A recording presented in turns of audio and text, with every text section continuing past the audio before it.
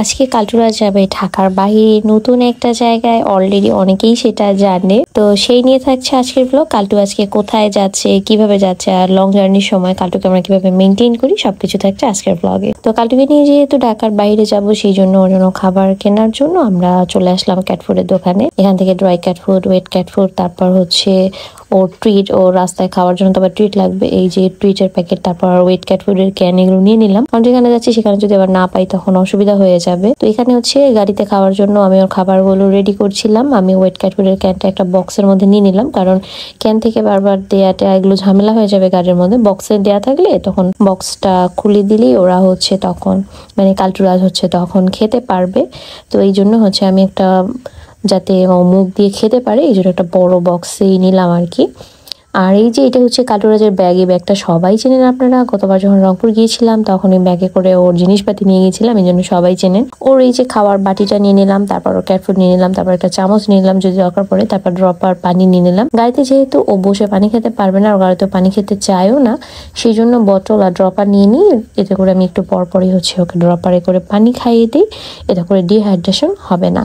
আর সাথে ওর ট্রিটটাও নিয়ে নিলাম, ট্রিটটাও কিছুক্ষণ পরপরই খায়। আর সাথে আরো অনেক কিছুই নিতে হলো আর কি, যেহেতু আমরা স্টে করব, সেই জন্য হচ্ছে ক্যাট লিটার, ক্যাট বক্স, তারপর হচ্ছে ওর যে ঘরটা রয়েছে সেটা, আর হচ্ছে পলিও নিয়ে নিয়েছি, কারণ লিটার তো আবার নিয়ে আসতে হবে ব্যাক করে, আর পলির যদি প্রয়োজন পড়ে আবার ওখানে না পাই, সেজন্য সবকিছু নিয়েই যাচ্ছে। আর এদিকে হচ্ছে আমাদের গ্রেটাল বুড়ি, সে সব ঘুরে ঘুরে দেখছিল। আর লিটার বক্সে আমি টিস্যু দিয়ে নিয়েছি, যাতে করে ও যদি হিসু টিস্যু করে তাহলে ওখানে করতে পারবে। যদিও বা কালটুরাজ হচ্ছে জার্নির সময় কিছুই করে না।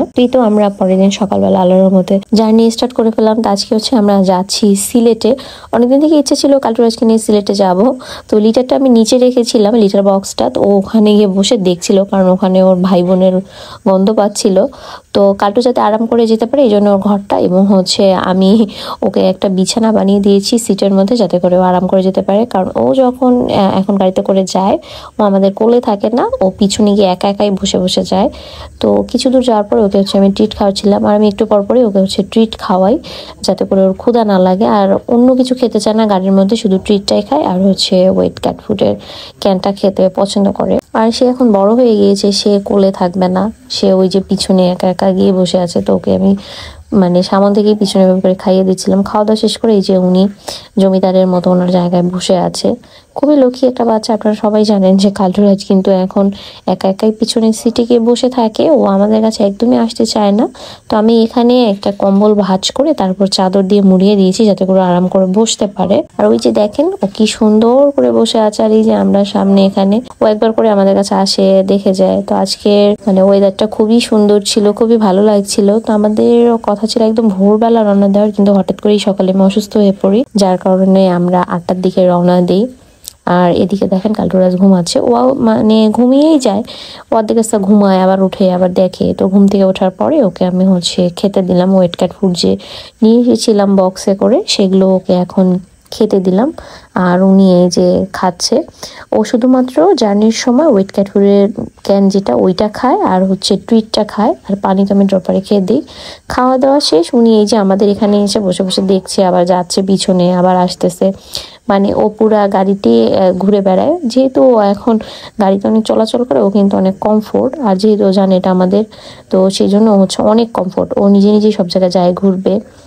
আর ও কিন্তু কখনোই গাড়িতে হচ্ছে পিপটি করে না। অনেকে আমাকে জিনিসটা জিজ্ঞেস করেন যে কালটুরাজকে নিয়ে যখন বাহিরে যাই তখন ও পিপটি কোথায় করে। ও গাড়িতে একদমই পিপটি করে না, ও একদম যে জায়গায় যাব সেখানে গিয়ে ও লিটার দেবো তারপর করবে। তারপরে হচ্ছে আমি লিটার বক্সটা দিয়ে রেখেছিলাম, যদি এমার্জেন্সি করে, তো ও করেনি। তারপরে আমরা এই তো রিসোর্টে চলে আসলাম। তো আমরা আজকে একটা অনেক সুন্দর রিসোর্টে এসেছি। আসার সাথে সাথে এই যে আমাদেরকে ওয়েলকাম ড্রিঙ্ক দিল, আর কালটুর জন্য যে বিস্কিট দিয়ে দিল, যেহেতু তাদের কাছে আর ক্যাট ফুড নিয়ে কী দিবে, তো কালটুরকে বিস্কিট দিল। তো এখানে আমি এসেই ও লিটার বক্সে লিটারটা ঢেলে দিলাম। ও এসে পুরো ঘর আগে দেখছিল। এটা একটা ইকো রিসোর্ট। তো আমরা কোন রিসোর্টে এসেছি, কত টাকা খরচ পড়েছে, রিসোর্টটা কেমন, এটা আপনাদেরকে আমি পরবর্তী ব্লগে সুন্দর করে ঘুরিয়ে ঘুরিয়ে দেখাবো। আজকে শুধুমাত্র কালটুরাজের ঢাকা টু সিলেট জার্নিটা শেয়ার করলাম। আর দেখেন এখানে এসেও কিন্তু সে আয়না দেখছে, তার আয়না দেখা অভ্যাসটা এতটাই বেশি যে যেখানে যায় সেখানেই আয়না দেখে। তো আমরা যে রিসোর্টটাতে এসেছি, রিসোর্টটা অনেক সুন্দর এবং এখানে পেটও অ্যালাউ করে। তো রিসোর্ট নিয়ে একটা ডিটেলস ভিডিও আমি পরবর্তী ব্লগে আপনাদের সাথে শেয়ার করবো। আজ আজকে অনেক বেশি টায়ার্ড, যার কারণে শুধুমাত্র জার্নির ভিডিওটাই শেয়ার করলাম। আশা করব পরবর্তী ভ্লগে আপনারা সবকিছু দেখতে পারবেন, আরো সুন্দর সুন্দর অনেক কিছু জানতে পারবেন। তো পরবর্তী ভ্লগ দেখার আমন্ত্রণ জানিয়ে আজকের মতো এখানেই বিদায় নিচ্ছি। দেখা হবে পরবর্তী ভ্লগে। সবাই খুব ভালো থাকবেন। আল্লাহ হাফেজ।